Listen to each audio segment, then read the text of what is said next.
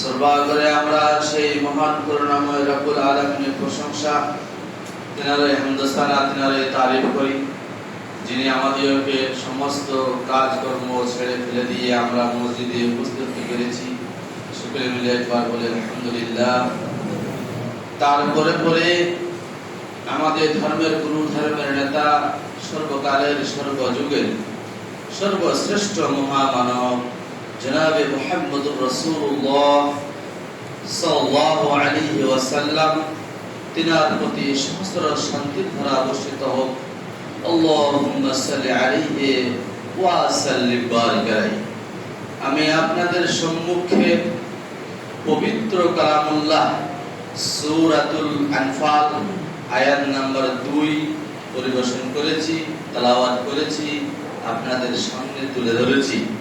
সেই আয়াতকে সামনে রেখে আমি আমার সংক্ষিপ্ত তথ্যবল আলোচনা তুলে দেওয়ার চেষ্টা করিব ইনশাআল্লাহ আজিজ।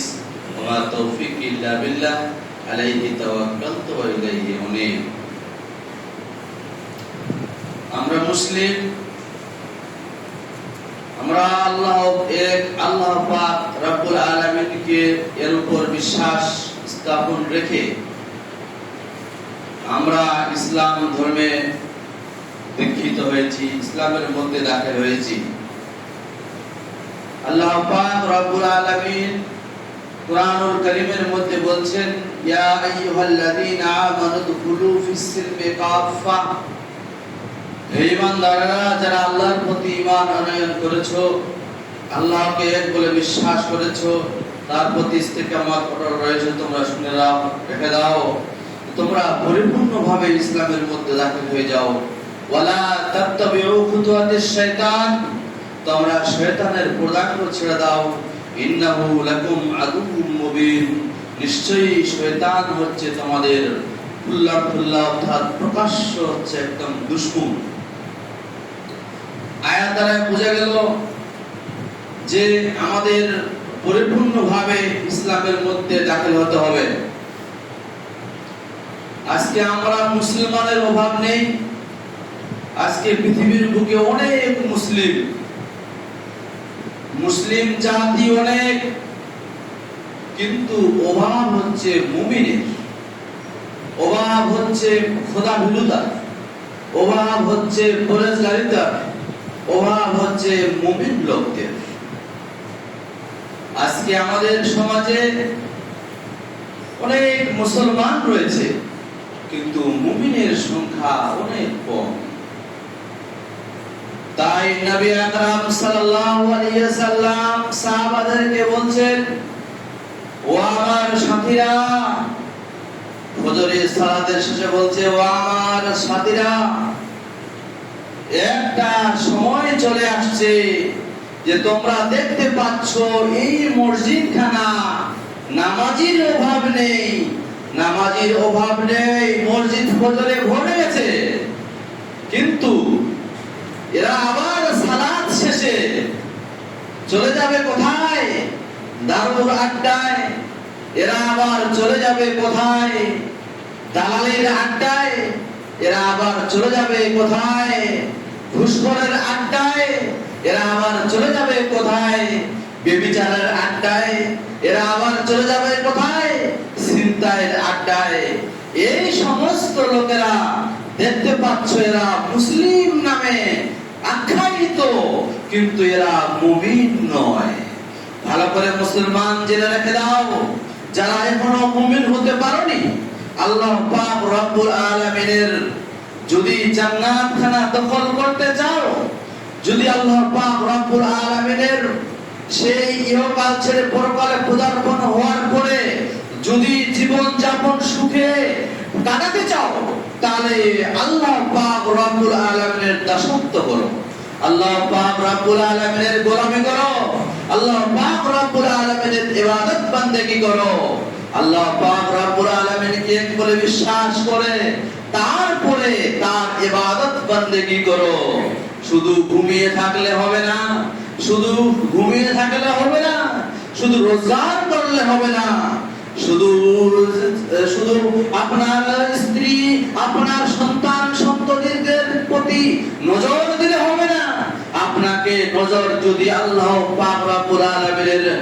সুসজ্জিত সেই সুন্দরময় ওই জায়গাতে, আরাম আয়েশের জায়গাতে যদি তোমরা দখল করতে চাও, তাহলে তোমাদেরকে মুমিন হতে হবে। আজকে আমরা অনেক মুসলমান নামে পরিচিত। আব্দুর রহমান, আব্দুল সাত্তার নাম রেখে দিয়েছে, ভালো নাম রেখে দিয়েছে এভাবে করে, কিন্তু তার কৃতকর্মের ফল দেখা যাচ্ছে। সে দারুর আড্ডায় রয়েছে, সে কোথাও ব্যভিচারের আড্ডায় রয়েছে, সে আজকে মসজিদ চিনে না, মাদ্রাসা চিনে না, মহান করুণাময় রব্বুল আলামিনের বিধানকে চিনে না, সেই সিয়াসিত তারা হাদিসগুলো, সেই সুন্নাহ তারা চিনে না। এই সমস্ত লোকেরা আজকে তারা চিনে না, তারা আব্দুর রহমান, আব্দুল সাত্তার নামে পরিচিত। আল্লাহ পাক রব্বুল আলামিনের নামে বলছেন, এভাবে করে ফজরের সালাতে অনেক লোক দেখা যাচ্ছে, কিন্তু তারা কি করবে? কিন্তু তারা দেখা যাচ্ছে তারা এমন এমন কাজে নিয়োজিত রয়েছে, তারা মুমিন নয়, তারা মুসলমান, তারা মুমিন নয়। আজকে আমরা ইসলাম ধর্ম পরিপূর্ণ, তার জন্য প্রমাণ দিয়েছে আল্লাহ পাক রব্বুল আলামিন কোরআনুল কারীমে, আল ইয়াউমা আকমালতু লাকুম দীনাকুম, আজকে তোমাদের জন্য তোমাদের দ্বীনকে আল্লাহ পাক রব্বুল আলামিন পরিপূর্ণ করে দিয়েছে, পরিপূর্ণ করে। কোন এর নিয়ামত কি আল্লাহ পাক রব্বুল আলামিন দিয়েছে?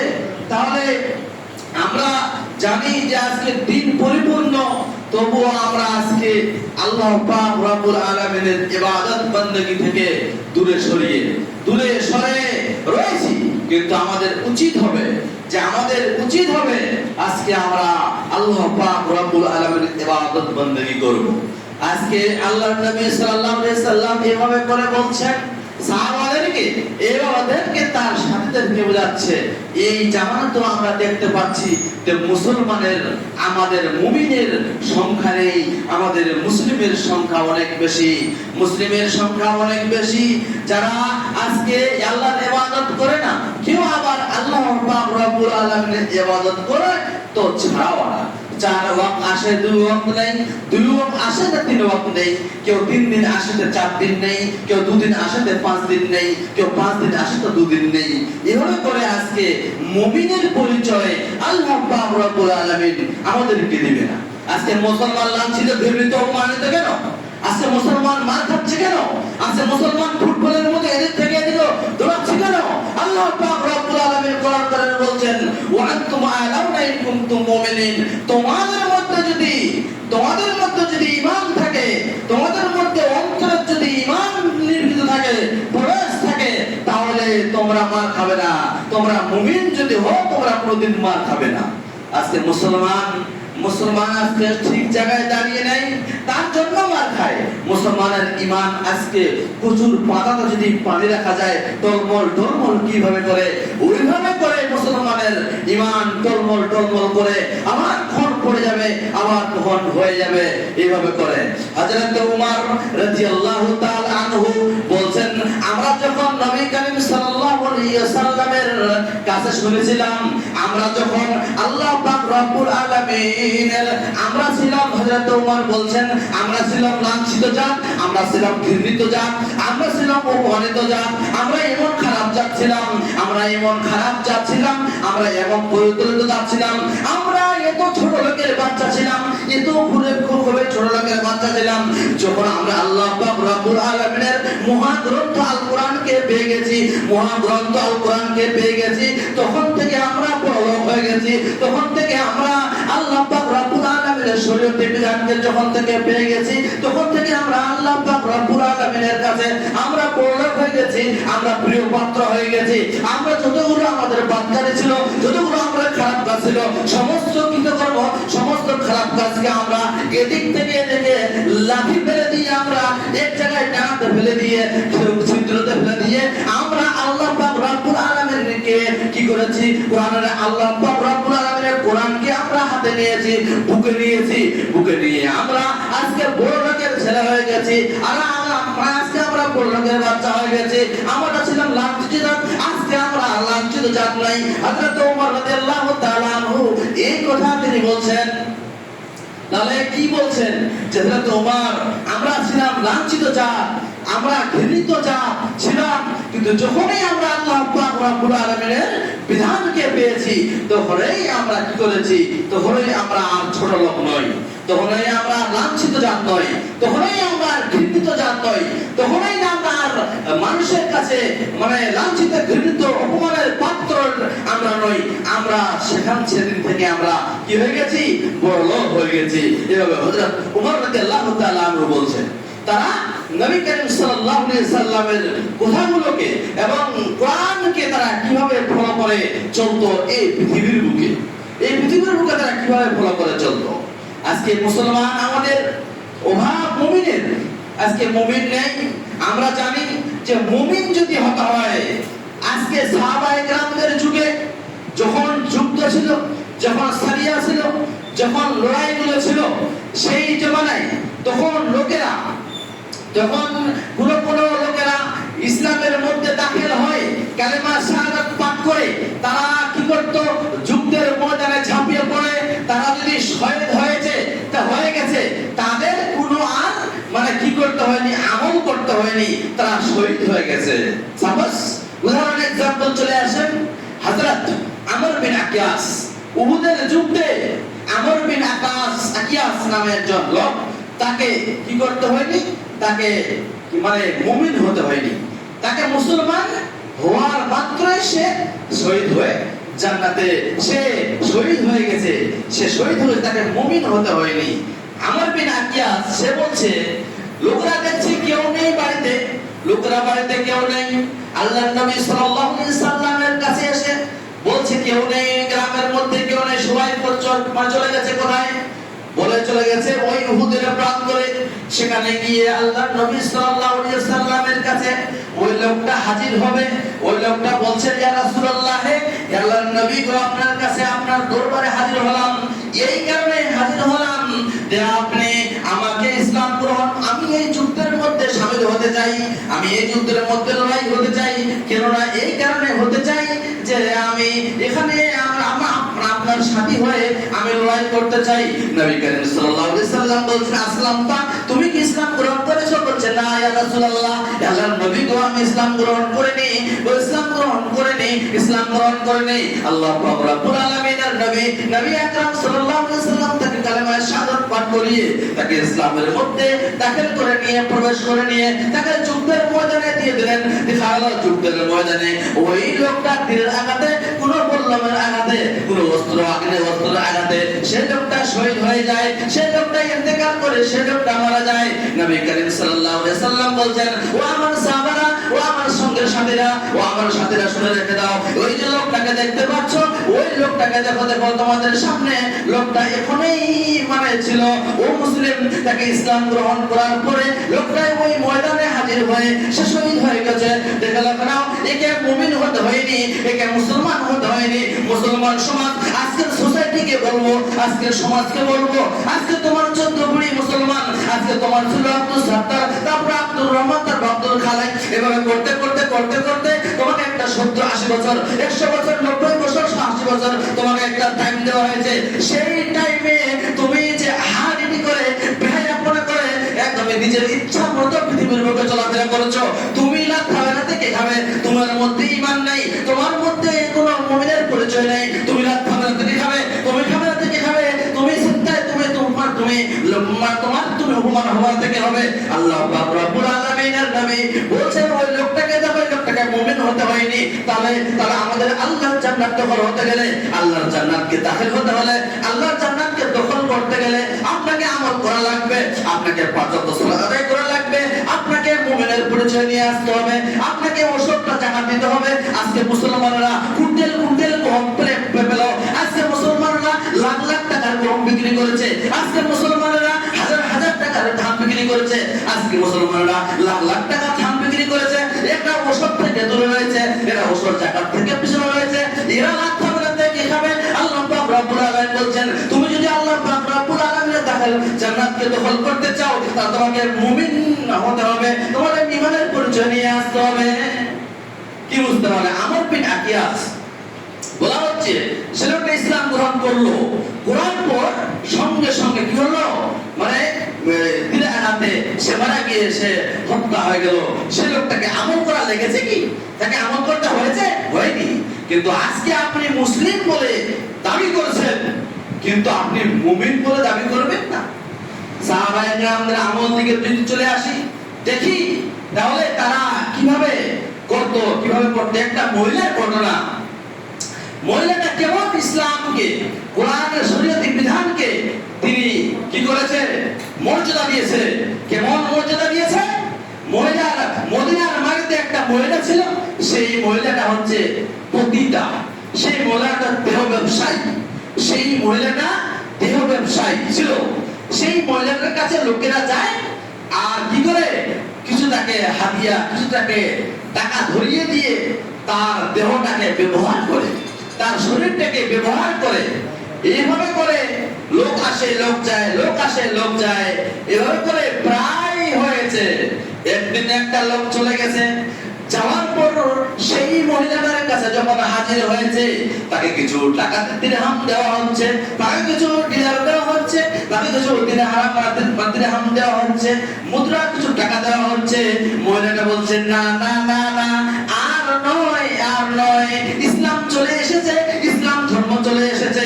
আমরা আল্লাহ পাক রব্বুল আলামিনের কোরআনকে পেয়েছি হাতে, আল্লাহ পাক রব্বুল আলামিনের কোরআনকে পেয়েছি, নবীর হাদিসকে হাতে পেয়েছি। আর দেহ ব্যবসা নয়, আর দেহ ব্যবসা চলবে না। চলে যাও চলে যাও, আমার আজ থেকে দোকানদারি বন্ধ হয়ে গেল, আজকে আমাদের দোকানদারি বন্ধ হয়ে গেল। আল্লাহর কোরআনকে পেয়েছি, না না না, আর এই বলে কাজ করা চলবে না। ওরে ভাই, তুমি এখান থেকে চলে যাও, আর আমার দেহকে, আর আমার শরীরকে তুমি ব্যবহার করতে পারবে না। বন্ধু মুসলমানকে বুঝাতে চাই, বন্ধু মুসলমানকে বুঝাতে চাই যে তারা কিভাবে বলেছিল, তারা ইসলাম আসার পূর্বে তারা এইভাবে বাক্যারিতে তারা লিপ্ত ছিল, কিন্তু যখন ইসলাম ধর্ম পেয়েছে, কোরআনকে পেয়েছে, তখন তারা সবকিছু ছেড়ে ফেলে দিয়ে কোরআনকে মান্যতা দিয়েছে, কোরআনকে তারা মানা নিয়েছে, কোরআনের উপর তারা বুকের মধ্যে কোরআনকে গেঁথে নিয়েছে। কিন্তু আজকে আমাদের সমাজে এত চেনা, এত ব্যভিচার, যদি দেখবেন রাস্তাঘাটে চলে যান, দেখবেন কোথাও এমন ব্যভিচার হচ্ছে, এমন ব্যভিচার হচ্ছে, এদের কি আল্লাহর কোরআন এখনো মনের মধ্যে আসেনি? এদের কি আল্লাহর কোরআন কি এখনো মস্তিষ্কের মধ্যে আসেনি?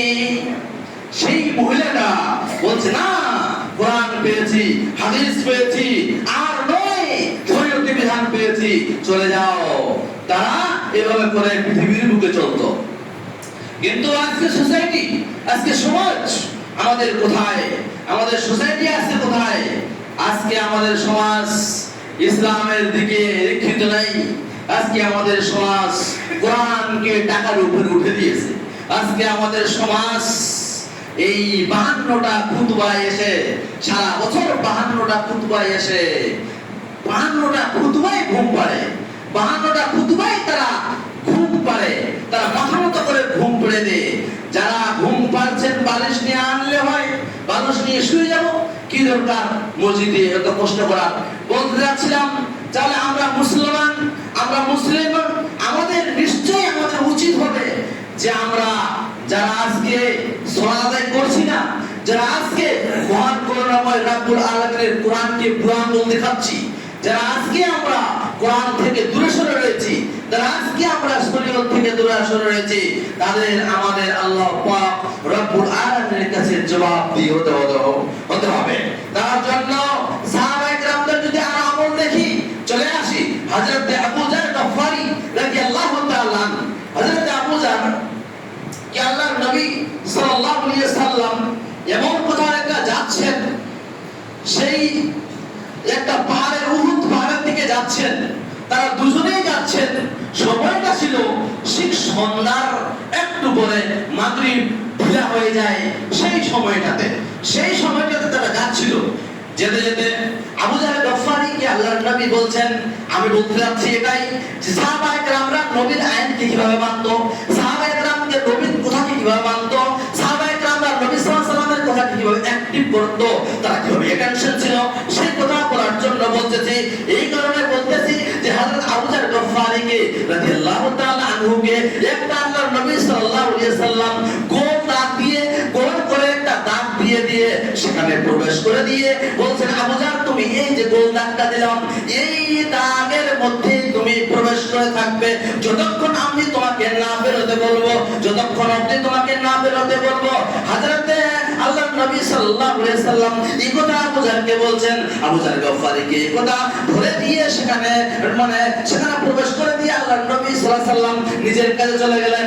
নিজের কাজে চলে গিয়ে যেতে যেতে যেতে এমন সময় দেখা যাচ্ছে একটা বিকট আওয়াজ হলো, বিকট আওয়াজ হলো। আবু জার গফফারী বলছে, আবু জার গফফারী বলছে, আমার নবী আল্লাহর নবী সাল্লাল্লাহু আলাইহি সাল্লামের প্রতি তার উপর কোনো আঘাত পড়লো নাকি, তিনি কোনো কষ্ট পাচ্ছেন নাকি, এইভাবে করে তিনি আর মনের মধ্যে তার মধ্যে একটা কম্পিত সৃষ্টি হয়েছে যে আমি কি করব, আল্লাহর নবীকে বাঁচাতে যাবো না এখানে থাকবো।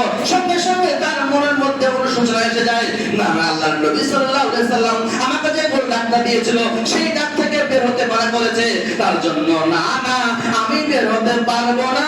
আমি নবী সাল্লাল্লাহু আলাইহি সাল্লামের এক কথা কিঞ্চিত পরিমাণ সরিষার দানার পরিমাণ আমি উলটপালট করতে পারবো না। আমি নবী সাল্লাল্লাহু আলাইহি সাল্লামের কথাই মানবো। বুঝে যায় সেখান থেকে যে আল্লাহর নবী সাল্লাল্লাহু আলাইহি সাল্লামকে সাহাবায়ে কেরামরা কিভাবে অ্যাক্টিভ ছিল, তার কথা মতো নবী করিম সাল্লাল্লাহু আলাইহি সাল্লামের কথা মতো কিভাবে চলতো।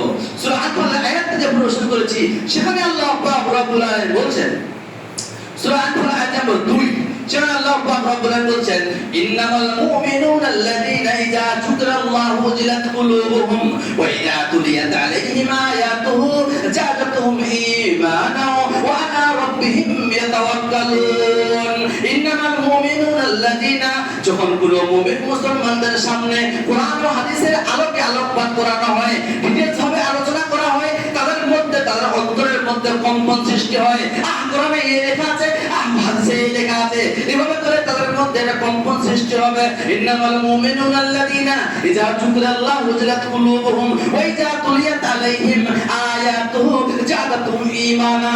এদের তাদের ঈমান বৃদ্ধি পাবে, ভোল্টেজ বেড়ে যাবে। আজকে মোবাইল চার্জ দাও 1% ছিল, আস্তে আস্তে 100% হয়ে যায়। কি কেন হয়ে যায়? ওভাবে করে আপনি যখন কোরআন হাদিসের আলোকে সংশয় আলোকপাত করবেন বা নিজেরভাবে শুনবেন, নিশ্চয়ই আপনার ঈমান বেড়ে যাবে, ঈমান বাড়তি হয়ে যাবে। এবং আল্লাহ পাক রব্বুল আলামিন তারপরে বলছেন, এই মুমিনেরা আল্লাহ পাক রব্বুল আলামিনের যদি কোনো ঝঞ্ঝট এসে যায়, কোনো বাধা এসে যায়, মুসিবত এসে যায়, তারা সঙ্গে সঙ্গে তারা সেই পর্যায়েও তারা আল্লাহ পাক রব্বুল আলামিনের প্রতি ভরসা করে, ইবাদত তাওয়াক্কুল করে রাখে, তাওয়াক্কুল হয়ে থাকে, ভরসা স্থাপন করে। কোরআনে আয়াতটা বোঝায় মুমিন মুসলমান তারাই যারা যে আল্লাহ পাক রব্বুল আলামিনের কোরআন আলোকে আলোকপাত হয়, তাদের মধ্যে কি আসে? কম্পন সৃষ্টি হয়, ঈমান বেড়ে যায়, আল্লাহ পাক রব্বুল আলামিনের প্রতি ভরসা স্থাপন করে। কিন্তু আমাদের আজকে সমাজের মধ্যে লোকেরা ঈমান তো দূরে থাক, আজকে আমাদের ঈমান প্রচুর পাতার মতো টলমল করে বহর হয়ে যায়। রাজধানীতে, এই পৃথিবীতে, এই ভারতে আজকে আমাদের অন্যায় অত্যাচার থেকে অন্যায় অত্যাচার সমাজে বা প্রতিবেশীতে, অফিস আদালতে, সমস্ত জায়গায় অন্যায় অত্যাচার ভরিত। অন্যায় অত্যাচার থেকে আমাদেরকে বাঁচতে হলে আপনার ঈমান নিয়ে আসতে হবে, আপনাকে মুমিনের পরিচয়টা নিয়ে আসতে হবে, ঈমান নিয়ে আসতে হবে। এই যে অন্তর দেখতে পাচ্ছেন, হৃদয় দেখতে পাচ্ছেন, কান দেখতে পাচ্ছেন, এই অন্তরে থাকতে পারে ঈমানদারি, হয়ে থাকতে পারে বেঈমানদারি, হয়ে থাকতে পারে বেঈমানদারি, হয়ে থাকতে পারে ঈমানদারি। যেকোনো একটা থাকবে, দূরে থাকতে পারে না। টক মিষ্টি ঝাল থাকতে পারে না, হয় টক না ঝাল, হয় টক না ঝাল, হয় ঈমানদার না বেঈমান, হয় ঈমানদার না বেঈমান, সেই জিনিসটা দুটো জিনিস থাকতে পারে না। যারা বলতে যাচ্ছিলাম, আল্লাহ পাক রব্বুল আলামিন যেন আমাদেরকে এগুলো কথার বোঝার তৌফিক দান করে। সকলে একবার বলুন আমিন। আল্লাহুম্মা আনসুর